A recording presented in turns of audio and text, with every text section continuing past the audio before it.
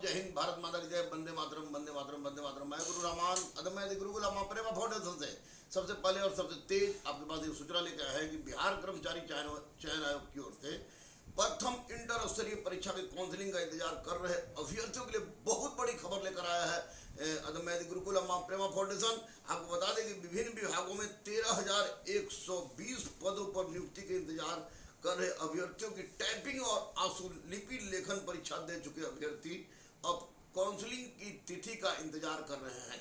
आपको बताते चले कि इस संदर्भ में जब बातें हुई आयोग के सचिव से तो सचिव ने स्पष्ट रूप से ये घोषणा किया है कि इस सप्ताह में किसी भी परिस्थिति में काउंसलिंग का डेट घोषित कर दिया जाएगा।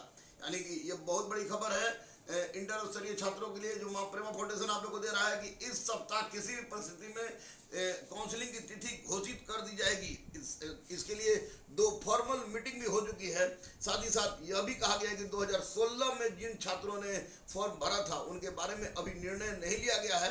आयोग के अध्यक्ष ने स्पष्ट रूप से कहा है कि 2016 में जिन लोगों ने फॉर्म भरा था उनकी सदस्यता रद्द की जाए या रखी जाए, इस पर सारे सदस्यों के साथ मिलजुल कर बैठक होगी और उसके बाद निर्णय लिया जाएगा।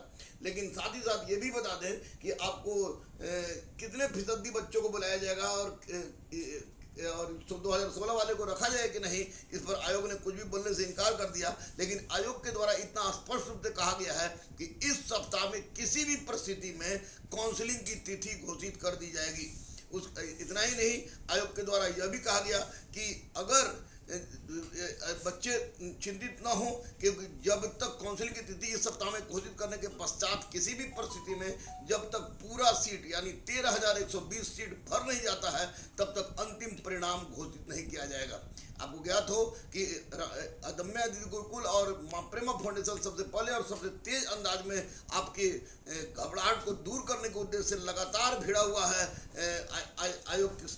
आयोग से, ताकि आयोग बच्चों के बारे में स्पष्ट रूप से क्लियर करे। तो मैं बता दूंगा स्पष्ट रूप से कि काउंसलिंग की तिथि इस सप्ताह किसी भी परिस्थिति में घोषित कर दी जाएगी।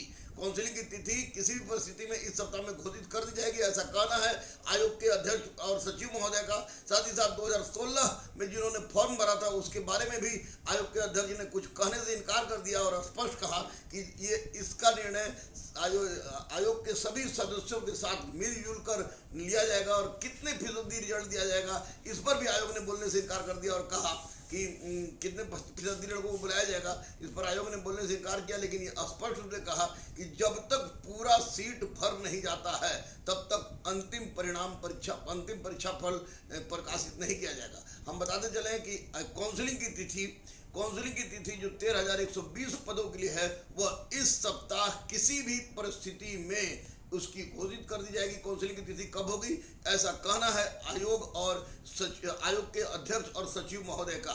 इसलिए बच्चों घबराने की आवश्यकता नहीं है। निश्चित रूप से आपकी आंदोलन ने रंग लाया है और प्रेमा फाउंडेशन ने और अदम्य गुरुकुल ने जो प्रयास आप लोगों के लिए किया है और आप लोग का आंदोलन जो हुआ है राष्ट्रीय छात्र एकता संगठन जो है उन सब के दबाव के कारण यूँ कहिए कि आयोग ने स्पष्ट कर दिया कि इस सप्ताह में काउंसलिंग की तिथि किसी भी परिस्थिति में स्पष्ट घोषित कर दी जाएगी। 2016 से संबंधित जो बातें हैं वह बातें पूरे सदस्यों के साथ मीटिंग 2016 में जिन्होंने फॉर्म भरा है वह पूरे सदस्यों के साथ मीटिंग के बाद इस पर निर्णय लिया जाएगा। साथ ही साथ कितने फीसदी बच्चों को बुलाया जाएगा इस पर भी आयोग ने कुछ बोलने से इनकार कर दिया है। लेकिन कहा है कि जब सारे आयोग के सदस्यों के द्वारा सदस्यों से मेल मिलाप करके मिलने के पश्चात उनकी सहमति मिलने के पश्चात इस पर निर्णय लिया जाएगा। लेकिन फिलहाल सबसे बड़ी खबर प्रेमा फाउंडेशन और अदम्य गुरुकुल की ओर से यह है कि आपके काउंसलिंग की तिथि इस सप्ताह में किसी भी परिस्थिति में घोषित कर दी जाएगी। इसलिए रहिए